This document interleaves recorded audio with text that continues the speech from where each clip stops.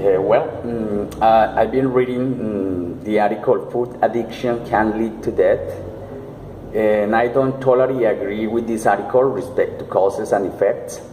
It would have been good if the author had counted on media of mass communication, websites, social media, advertising, and many others that, in my opinion, have been the main cause of these pathologies.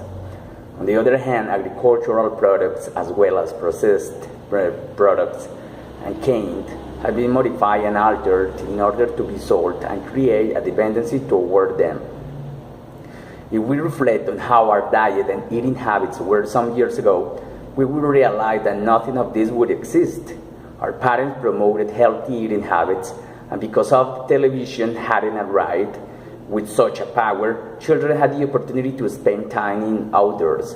Due to this lifestyle, all of us got a very good immunological system.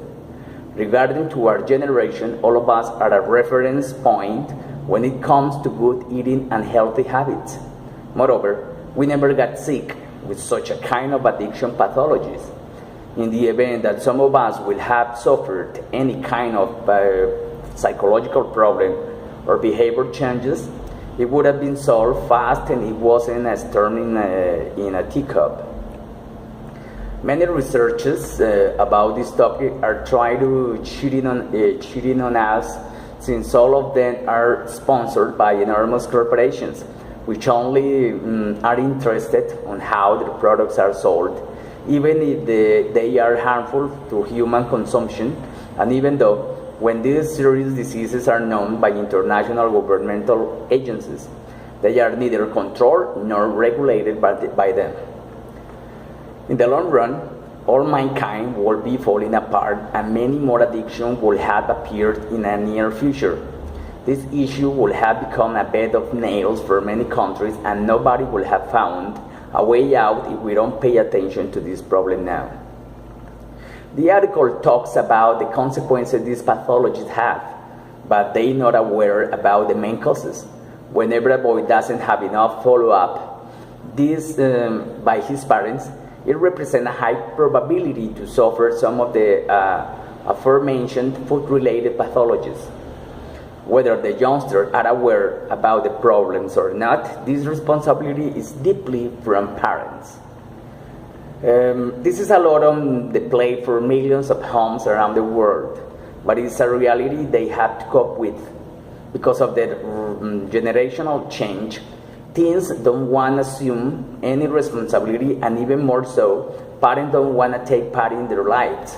As a result, adolescents join groups of their own and follow dangerous lifestyles. Even if some of them have their parents' support, it is not enough, and the follow-up must be constant.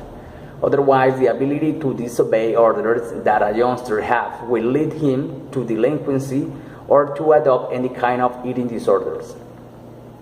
This is an issue we can't sweep under the rug. I know this stage in life is not a bed of roses, but if we want to change the world order about our children, about what our children are eating, and save them of our irresponsibility, we only need to get rid of the bad eating habits at home, as well as our role as parents, and kick the irrationality out of our homes.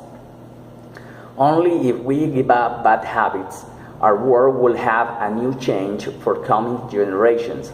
They will have understood the importance of natural food and healthy products and will have adopted better ways of life. They will have found a good way out in changing their daily habits. So take the plunge, and we both together will have been able to carry out a new life for our children. For all these reasons and more, I think the article is a little wrong about this topic. There are not just the consequences, but to be aware of the causes which are generated with. Thank you so much.